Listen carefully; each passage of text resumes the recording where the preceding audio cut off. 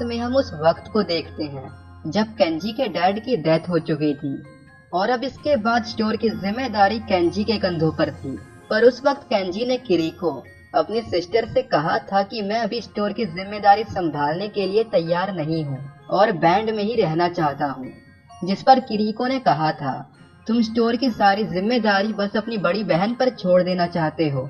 जिसके बाद हम पास्ट में थोड़ा और पीछे देखते हैं, जब केंजी एलिमेंट्री स्कूल में था। केंजी एक इंस्ट्रूमेंट शॉप में एक गिटार को देख रहा था, ये सोचते हुए कि अगर सिर्फ उसे ये मिल जाए तो उसे इस दुनिया में कोई भी नहीं हरा पाएगा।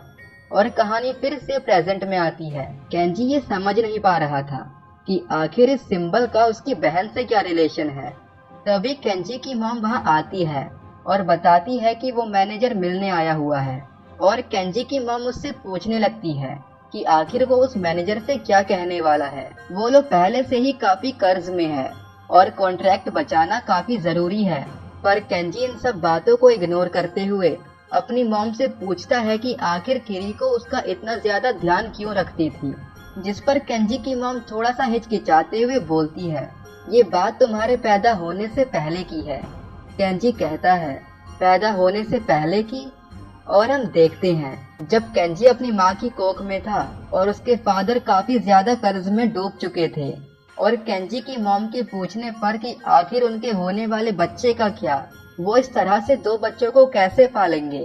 केंजी के डैड कहते हैं कि गुल्लक ऊपर से नीचे तक खाली हो चुकी है, मेरे पास चवन्नी भी नहीं है। और यहाँ पर हालत इतनी बुरी हो गई थी कि केंजी की मॉम अबॉर्शन कराने वाली थी और फिर से कोई जॉब ढूंढने की तैयारी में थी। पर तभी वहाँ बैठी किरीको चिल्लाती है और कहती है कि वो इस बेबी की मम्मा बनेगी। और गाइस, इसी तरह केंजी मरते मरते बचा था और केंजी भी यही सोच रहा था। 2 बार नदी में डूबने और 1 बार बाइक से गिरने पर अगर उसकी बहन ना होती तो शायद वो कभी पैदा ही नहीं हुआ होता। और फिर केंजी उस वक्त को याद करता है जब वो इलेक्ट्रिक गिटार के लिए छटपटा रहा था और उसकी बहन ने ही उसे वो एक्सपेंसिव गिटार लेकर दिया था। और जब केंजी ने पूछा था कि वो ये कहाँ से लाई, तो किरीको ने कहा था कि वो अपनी क्लास के एक रिच लड़के के साथ डेट पर गई थी और उसके पास इस तरह के कई गिटार थे, तो उसने मुझे एक दे दिया। हालांकि उसे उस लड़के से नफरत थी और उस दिन केंजी गिटार पकड़ के काफी खुश था और शायद वो कभी बैंड ज्वाइन ही नहीं कर पाता अगर उसकी सिस्टर उसकी हेल्प नहीं करती। कहानी प्रेजेंट में आती है। सामने वो खड़ूस मैनेजर खड़ा था। वो केंजी से पूछता है कि उसने क्या डिसाइड किया। सेल्स डाउन हो रही है, पर अगर वो अपनी पीठ पर रखी चीज का कुछ कर ले तो। और इतने में केंजी गुस्से में कहता है कि अच्छा रहेगा अगर आप इसे चीज बुलाना बंद कर दे, काना काना है। जिस पर मैनेजर चिढ़ते हुए कहता है, सर। पर इतने में ही केंजी बोलता है, मैं दिन रात मेहनत करूंगा और आपको आपकी सेल्स ला कर दूंगा, पर फिर भी अगर आप कॉन्ट्रैक्ट तोड़ना चाहते हो तो तोड़ सकते हो।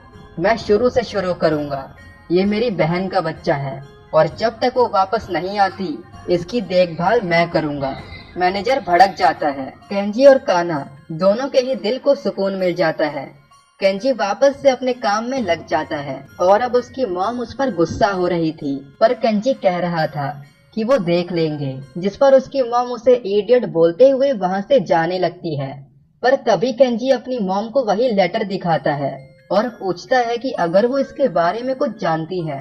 केंजी की मॉम मना कर देती है और बताती है कि मोरोबोशी सान हमेशा साफ सुथरी हैंडराइटिंग में लिखा करता था।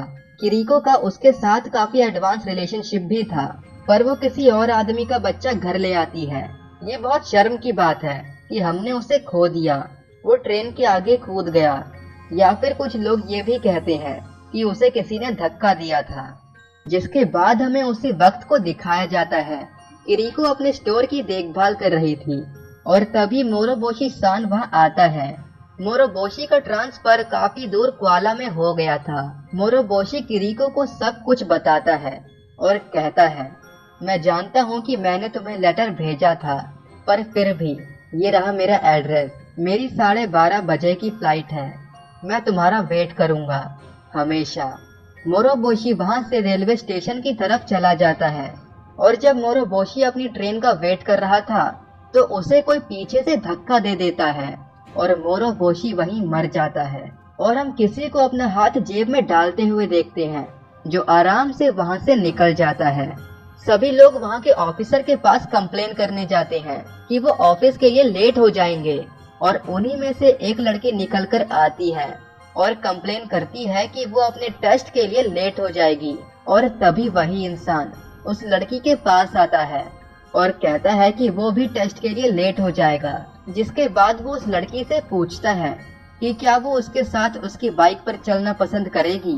लड़की साफ मना कर देती है, ये कहते हुए कि उसके पास खुद की बाइक है। टेस्ट खत्म होने के बाद वो दोनों दोबारा मिलते हैं। वो लड़का उस लड़की को टपली मारते हुए आगे चला जाता है और जब वो लड़की अपनी बाइक तक पहुंचती है तो वो देखती है कि किसी ने उसकी बाइक नीचे गिरा दी थी। वो अपनी बाइक उठाने लगती है और वो लड़का भी उसकी मदद करता है। इस बीच दोनों के बीच में थोड़ी बातचीत होने लगती है कि वो दोनों ही टेस्ट के लिए लेट हो गए और दोनों का ही टेस्ट कुछ खास अच्छा नहीं गया। जिसके बाद लड़का उसे चाय के नाम पर डेट के लिए पूछता है और वो लड़की एक ही बार में मान जाती है और लड़का उसे चाय के साथ साथ बर्गर भी खिलाता है। और इसी के बाद हमें पता चलता है कि ये आदमी मानजोमी के साथ मिला हुआ है और ये इंसान फ्रेंड के लिए कुछ भी कर सकता है। और उस आदमी को धक्का देने से लेकर उस लड़की को अपने प्यार में फंसाने तक सब कुछ ये फ्रेंड के ऑर्डर पर ही कर रहा था। और इसके बाद हम देखते हैं कि ये लड़का उस लड़की के साथ टुम कर रहा होता है। तभी लड़की को होश आता है कि काफी देर हो चुकी है और इसी बीच में हमें पता चलता है कि ये लड़की प्रोफेसर शिकीशिमा की बेटी है और प्रोफेसर शिकीशिमा रोबोट कंस्ट्रक्शन पर काम कर रहे हैं। वही प्रोफेसर शिकीशिमा जो प्रेजेंट टाइम में अपनी पूरी फैमिली के साथ लापता है। लास्ट में हम दिसंबर 2000 में एक जायंट रोबोट को सिटी में घूमते हुए देखते हैं। जिसके बाद हम उस वक्त को देखते हैं जब केंजी किरीको के साथ एक कॉफी शॉप में गया हुआ था और उस कॉफी शॉप का नाम था सैन फ्रांसिस्को और उसी के बगल में एक स्नैक शॉप थी जिसका नाम था लंदन स्नैक्स। केंजी डिसाइड करता है कि बड़ा होने पर वो इस कैफे में कॉफी पिएगा और लंदन स्नैक्स में रुकेगा। और इन सबके बाद प्रेजेंट में केंजी की मॉम न्यूज पढ़ रही थी कि अमेरिका सैन फ्रांसिस्को में उसी सेम पैथोजेंस की वजह से बॉडी से सारा खून बाहर निकल गया और कई लोग मारे गए। तभी केंजी अपनी मॉम पर चिल्लाता है और काम करने को कहता है। जिसके बाद सीन उन्हीं होमलेस लोगों की तरफ जाता है जहाँ पर एक आदमी की झोपड़ी में कोई बाहर का आदमी घुस गया था। सभी लोग इकट्ठा हो जाते हैं और जैसे ही वो घर के अंदर देखते हैं तो वहाँ खून में सना एक आदमी लेटा हुआ था। वो समझ जाते हैं कि इसे चाकू मारा गया है और वो सभी उसे कहने लगते हैं कि आखिर वो कहीं और जाकर क्यों नहीं मरता। और जैसे ही वो लोग एम्बुलेंस का नंबर डायल करने लगते हैं तो वो आदमी उन्हें रोक देता है और कहता है कि मैं द ग्रेट केंजी की तलाश में हूँ। और तभी वहाँ वो ओल्ड मैन आ जाता है और कहता है वो स्टोर वाला बंदा, लगता है उसका टाइम आ गया। और तभी उसके चेले पूछते हैं कि गॉड क्या ये भी आपने सपने में देखा था। वो ओल्ड मैन कहता है कि मुझे शक है कि वो ये काम नहीं कर पाएगा और हमें उसे यहाँ लाना होगा। जिसके बाद वो चू सान को अपने साथ चलने कहता है, ये बोलते हुए कि वो तेज भागता है। दोनों केंजी के स्टोर में पहुँच जाते हैं। केंजी और उसकी मॉम की नजर उन्हीं दोनों पर थी। दोनों लंच कॉर्नर की तरफ आते हैं और वो ओल्ड मैन चू सान को एक लंच उठाने कहता है। चू सान खुश होते हुए जिंजर फॉर्क उठा लेता है। जिसके बाद चू सान को गॉड भागने बोलता है। चू सान समझ नहीं पाता और गॉड बोलता है कि अगर तुम नहीं भागे तो तुम एक दर्दनाक मौत मरोगे। चू सान वो लंच लेकर शॉप से भाग जाता है। केंजी अपना लंच बचाने के लिए उसके पीछे भागता है और पीछे से वही गॉड चू सान को उस आदमी तक पहुंचने कह रहा होता है और वो ये भी कह रहा होता है कि ये आदमी काफी कमजोर है, चू सान थोड़ा धीरे भागो। और फाइनली केंजी उनका पीछा करते करते उस जगह पर पहुंच जाता है। सभी लोग केंजी को उस आदमी के पास भेज देते हैं और वो आदमी जैसे ही केंजी की शक्ल देखता है वो कहता है कि ग्रेट केंजी इतना बेवकूफ नहीं दिख सकता। और केंजी पीछे हटने लगता है जब वो देखता है कि वो इंसान कितना ज्यादा घायल है। सभी केंजी को संभालते हैं और नीचे लेटा आदमी केंजी से पूछता है कि क्या तुम ही ग्रेट प्रॉफिट हो। प्रॉफिट का बेसिकली मीनिंग होता है ऐसा इंसान जिसका कनेक्शन गॉड से हो। वो आदमी केंजी से पूछता है कि आखिर अब वो क्या करने वाला है। केंजी कुछ समझ नहीं पाता और वो आदमी कहता है कि उसने सैन फ्रांसिस्को में बैक्टीरिया छोड़ दिए हैं, अब अगली जगह कौन सी है। केंजी कहता है कि उसे नहीं पता। वो आदमी गुस्सा हो जाता है और कहता है कि उसने फ्रेंड पर भरोसा किया पर उसे बाद में पता चला कि वो गलत था। वो इंसान दुनिया को बर्बाद करना चाहता है। केंजी पूछता है कि फ्रेंड कौन है और वो कहता है कि वो यानी केंजी फ्रेंड को जानता है, वो तो हर चीज जानता है। केंजी गुस्से में कहता है कि मैं वही तो तुम्हें बता रहा हूँ कि मुझे नहीं पता। और वो आदमी कहता है कि ये सभी तुम्हारे आइडियाज थे जो तुमने बचपन में प्लान किए थे। जिसके बाद हम पास्ट को देखते हैं जब केंजी, ओर्चो और सारे दोस्त अपने सीक्रेट बेस में थे और प्लान बना रहे थे कि आखिर बुरे लोग क्या करेंगे। ओर्चो कहता है कि दुनिया पर कब्जा, जो सुनने में सभी लोगों को काफी अच्छा लगता है। पर तभी केंजी बोलता है कि हमें ये सोचना चाहिए कि आखिर हम लोग इस दुनिया को बुरे लोगों से कैसे बचाएंगे। तभी सभी ये सोचने लगते हैं कि आखिर बुरे लोग अटैक कैसे करेंगे। और तभी उनमें से एक बोलता है हाइड्रोजन बॉम्ब से विलन्स एक ही बार में सारे हीरोज को खत्म कर सकते हैं। पर तभी ओर्चो कहता है कि हाइड्रोजन बॉम्ब से तो पूरी सिटी ही बर्बाद हो जाएगी। और वो जर्म्स, वायरस से अटैक करने का आइडिया देता है।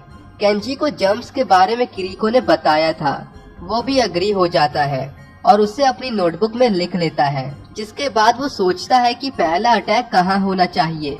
तो केंजी कहता है कि सैन फ्रांसिस्को में, और वो वही कैफे के बारे में बोल रहा होता है। जिसके बाद वो दूसरे अटैक की जगह पूछते हैं और तभी केंजी होश में आता है और हम देखते हैं कि वो आदमी केंजी से दूसरी जगह के बारे में पूछ रहा था और केंजी को वो सारी चीजें याद आ जाती है, वो कैफे और शॉप भी। केंजी कहता है अगला अटैक लंदन में होगा और उस आदमी को बिलीव हो जाता है कि वही केंजी है। वो आदमी उससे पूछता है कि आखिर लंदन क्यों। केंजी रीजन नहीं बताता क्योंकि वो तो बस उसने बचपन में डिसाइड किया था। जिसके बाद वो आदमी केंजी का दूसरा आइडिया, एक लेजर गन उसे देता है और वो आदमी उसे सावधान करता है कि वो फायर ना करे क्योंकि वो गन अभी भी पूरी तरह से तैयार नहीं है। वो आदमी पूछता है कि ये भी तुम्हारा ही आइडिया था ना। केंजी कहता है कि मैंने अकेले ये सारी चीजें नहीं सोची थी, ओर्चो ही फ्रेंड है ना। केंजी उस आदमी से पूछता है। वो आदमी कहता है कि उसे नहीं पता, वो सभी तो फ्रेंड को अपना दोस्त और रक्षक समझते थे पर उस एक दिन उसे शक हुआ। केंजी पूछता है किस दिन, और वो आदमी कहता है कि क्या कोई इंसान मरते वक्त झूठ बोल सकता है। उस वक्त जब मैंने उसे नीचे फेंक दिया था, और वो इस वक्त कीदो साबुरो डोंकी की बात कर रहा था। और इसके बाद हमें वो समय दिखाया जाता है जब ये आदमी डोंकी को बिल्डिंग से नीचे फेंक रहा था क्योंकि डोंकी फ्रेंड की सच्चाई जान चुका था। डोंकी मरते मरते भी उनको बता रहा था कि फ्रेंड कोई भगवान नहीं है और वो जो भी कर रहा है वो सब केंजी ने बचपन में प्लान किया था। वो दोनों उसका विश्वास नहीं करते और डोंकी को नीचे गिरा देते हैं, जिसका मतलब है कि डोंकी ने सुसाइड नहीं किया था। केंजी ये सब सुनकर बेकाबू हो जाता है। वो उस आदमी का कॉलर पकड़ लेता है और उस पर टूट पड़ता है और आदमी केंजी को कहता है कि पुलिस के पास मत जाना क्योंकि वहाँ भी उनके लोग मौजूद हैं। और वो डोंकी का लास्ट मैसेज केंजी को देता है और ये बोलकर मर जाता है कि सिर्फ केंजी तुम ही हो जो इस दुनिया को बचा सकते हो। तो गाइस ये पार्ट यहीं पर खत्म होता है और यहाँ पर आकर कहानी और भी ज्यादा इंटरेस्टिंग हो जाती है। तो अब तक की कहानी में जिस इंसान पर सबसे ज्यादा शक था, ओर्चो, क्या सच में ओर्चो ही फ्रेंड है या फिर फ्रेंड कोई और है? तो आगे की कहानी देखने के लिए वीडियो को लाइक कर देना, चैनल को सब्सक्राइब कर देना। तो मैं मिलता हूँ आपसे नेक्स्ट पार्ट में, तब तक के लिए बाय बाय।